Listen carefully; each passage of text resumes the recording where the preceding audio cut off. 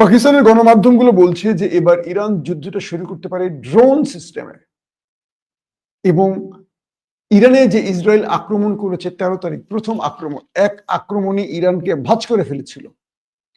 সেটা কি? প্রথমেই যুদ্ধ বিমানের আগে তারা ড্রোন অ্যাটাক করেছিল এবং দেশের ভেতরে মোসাদকে ব্যবহার করেছে। আমরা জানি পাকিস্তানের ভেতরে ভারতের ইন্টেলিজেন্স খুব অ্যাক্টিভ কাজ করে। প্রায় দেখবেন বেলুচিস্তান, খাইবার পখতুনখোয়া, এখানে সেখানে ব্লাম ব্লাম, কোয়েটা মোয়েটাতে ব্লাস্ট হয়।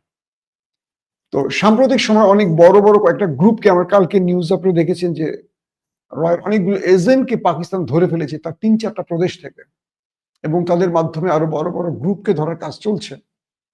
এখন বলা হচ্ছে ইসরায়েলকে সাথে নিয়ে নরেন্দ্র মোদী নামছে পাকিস্তানের বিরুদ্ধে। কারণ দুটো, এক, নরেন্দ্র মোদীর সাথে ট্রাম্পের সম্পর্কটা এলোমেলো হয়ে গেছে। পক্ষান্তরে পাকিস্তানের সাথে ট্রাম্পের সম্পর্কটা একটু ভালো হয়েছে, এবং পাকিস্তানের ফিল্ড মার্শাল বা আসিম মনির, যিনি সেনাপ্রধান, তাকে ডেকে নিয়ে তাকে বন্ধু সম্বোধন করেছেন মিস্টার ডোনাল্ড ট্রাম্প। তো এখন ভারতকে জিততে হলে আমেরিকার সহানুভূতি বা সুদৃষ্টি লাগবে। তো এই জন্যই ইসরায়েলকে পাশে রাখছে ভারত, যাতে ইসরায়েল আমেরিকার সুদৃষ্টি এনে দিতে পারে। তো ইসরায়েলের পরবর্তী টার্গেট যেহেতু পাকিস্তান, তারা বলেছে যে মুসলমানদের হাতে নিউক্লিয়ার থাকা মানে এটি হলো ইসলামিক বোমা। তো যেহেতু দখলদার দেশটির ভেতর থেকে বলা হচ্ছে পাকিস্তানের এই পারমাণবিক ধ্বংস করতে হবে, এটা চেয়েছিল তারা। যখন পাকিস্তান পারমাণবিক অস্ত্র বানায় একাধিকবার চেষ্টা করেছিল, তারা ব্যর্থ হয়েছে। সিরিয়া, ইরাক যেমন সফল হয়েছে, ইরানে যেমন সফল হয়েছে, পাকিস্তানে সফল হতে পারেনি। পাকিস্তানের সেনাবাহিনী বা গোয়েন্দা সংস্থা এদের চেয়ে অনেক স্ট্রং ছিল। তো এখন তাদের টার্গেট হলো, প্রথমেই ভারত যে কাজটি করবে, তারা ইসরায়েল স্টাইলে তাদের গোয়েন্দা বাহিনীকে কাজে লাগাবে। একদম ইসরায়েল যে কাজটি করেছে, এই দরিদ্র অঞ্চলগুলোতে এজেন্সিগুলো খুব সহজে কাজ করতে পারে, কারণ কাউকে টাকা দিলেই বিক্রি হয়ে যায়। ধরেন পাকিস্তানিদের মধ্যে আবার এই লোভটা বেশি। আমি ছোট্ট একটা আপনাদের অভিজ্ঞতা বলি। আমি ইংল্যান্ডে থাকা অবস্থায় আমি একটু মেসি ভক্ত বেশি। একটি ম্যাচ খেলা দেখতে গেলাম মাঠে। তো আমি আমার ক্যামেরাটা একজনকে দিয়ে বললাম যে তুমি আমার একটা ছবি তুলবা বা একটা ভিডিও করো, আমি এখান থেকে খেলা নিয়ে কিছু কথা বলবো, তুমি ভিডিও করো। লোকটা আবার পাকিস্তানি, মানে আমি লন্ডনে থাকি কিন্তু পাকিস্তানি। সে আমার ক্যামেরাটাকে তাকে দেখাই দিলাম, জাস্ট শুধু ক্যামেরা রেকর্ডে ধরেছিল। 10 মিনিট পর তাকে থ্যাংক ইউ দিলাম, সে আমার থেকে টাকা চেয়ে বসলো। বুঝতে পারছেন? তো এই একজন লোককে দিয়ে আমি আবার পুরো পাকিস্তানকে বিচার করছি না। এটা আবার বাংলাদেশিদেরকে প্রচন্ড পছন্দ করে। আপনি যদি পাকিস্তান সফরে যান, আমরা বিভিন্ন দেশে থাকাকালীন এই পাকিস্তানিদের দেখতাম, এরা বাঙালিদেরকে, মানে বিশেষ করে বাংলাদেশিদের খুব পছন্দ করে, বলে আমাদের ভাই, আমাদের ভাই মনে করে। তো বিষয়টা হলো যে পাকিস্তানের মধ্যে এজেন্সিগুলো কাজ করার সুবিধাটা পায় কেন জানেন? প্রচুর দরিদ্র মানুষ আছে এখানে, এদেরকে টাকা দিলে এরা অনেক কাজ করে দেয়। এরা অনেক সময় বোঝে না পাকিস্তানের মধ্যে অনেক রিমোট এরিয়া আছে যেখানে শিক্ষা পৌঁছায়নি, আধুনিকতা পৌঁছায়নি। কেপিটিভি, ওখানকার মানুষগুলো এখনো একটা ঘরের মধ্যে, এদের নারীরা এখনো সূর্যের আলো দেখাটাকে ভয় পায়, মনে করে পর্দা নষ্ট হয়ে যাবে। তো পাকিস্তানের মধ্যে কিন্তু এমন অঞ্চল এখনো আছে। আবার ইসলামাবাদ, করাচি, লাহোর, এগুলো খুব আধুনিক শহর, আমেরিকার মতো খুব উন্নত প্রযুক্তি চলে, মানুষ, হ্যাঁ, সেই লেভেলের আধুনিক আর কি। তো বাংলাদেশের মতো এখনো হয়নি। বাংলাদেশের চেয়েও পাকিস্তানের এই জায়গাগুলোতে এখন আপডেট। তারা এখনো সালাম কালাম দেয়, পিতা মাতাকে সম্মান করে। তাদের নাটক দেখলেই বুঝবেন। আমাদের মতো রসালো রুম ডেটিং এর নাটক টাটক তারা বানায় না, আমাদের যা হয় ব্যাচেলার পয়েন্টের মতো।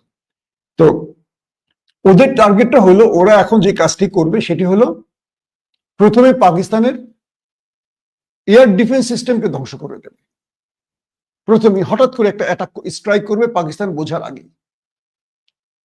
ধরেন ঘোষণা দিবে সিঁদুরের মতো অপারেশন, এরকম একটা দিবে, অপারেশন কুদ্দুস, সরি কুদ্দুস তো মুসলিম নাম, একটা অন্য নাম দিয়ে অপারেশন শুরু করবে। ওই প্রথম অ্যাটাকেই পাকিস্তানের এয়ার ডিফেন্স শেষ করে ফেলবে, কয়েকটা বড় বড় জায়গা ধ্বংস করে ফেলবে। তারপর টানা যুদ্ধ বিমান ঢুকে পড়বে পাকিস্তানের মধ্যে, ম্যাসিভ আকারে আক্রমণ করবে, তাদের কাম শেষ। যেহেতু ভারত পাকিস্তানের সীমান্ত রয়েছে বিশাল অঞ্চল জুড়ে, তারপর তাদের সেনাবাহিনী ডিপ্লয় করে দিবে পাকিস্তানের ভেতরে, আজাদ কাশ্মীরে। আজাদ কাশ্মীর তারা দখল করে নিয়ে ফেলবে, খেলা শেষ।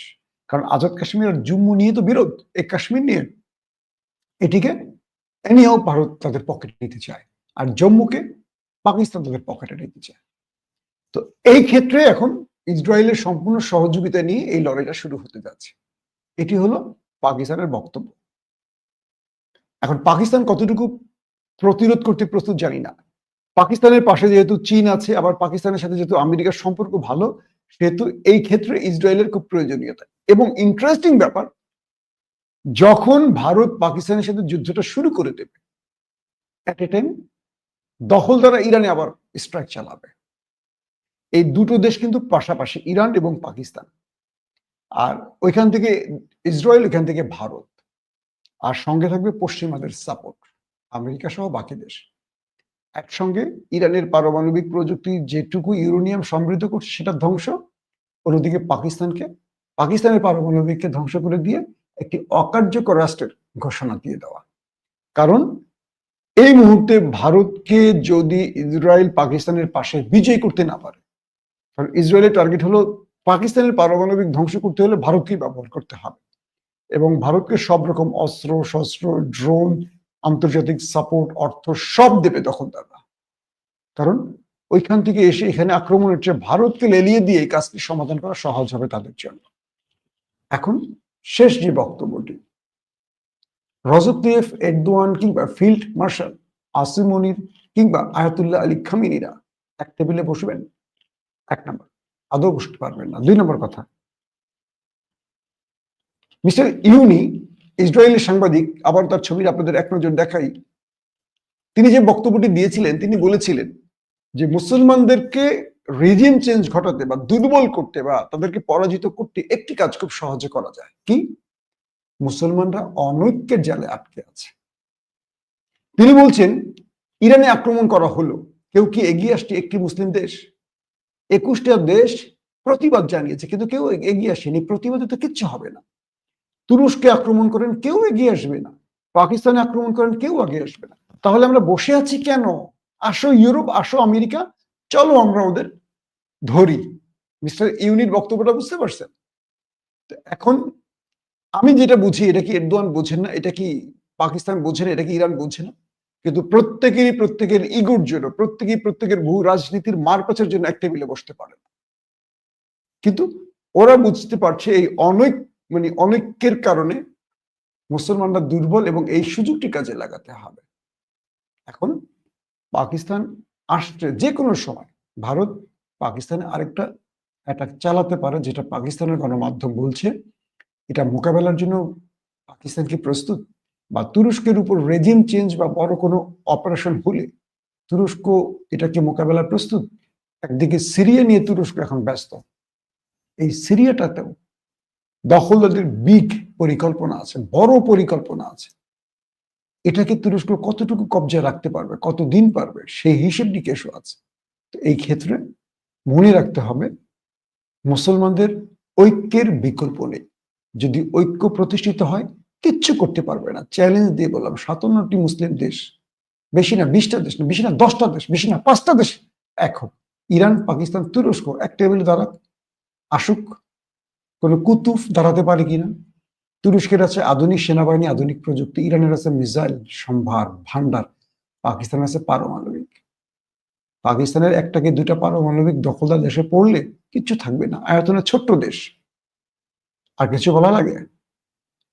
দর্শক, আবারও বলি, আমরা যুদ্ধ চাই না, আমরা শান্তি চাই। No war. শান্তির জন্য আমরা কথা বলি, শান্তির পক্ষে আমরা। কিন্তু আমাদের শান্তি কেউ কেড়ে নিলে আমাদের কি করতে হবে অবশ্যই আপনারা জানেন। আল্লাহ হাফিজ।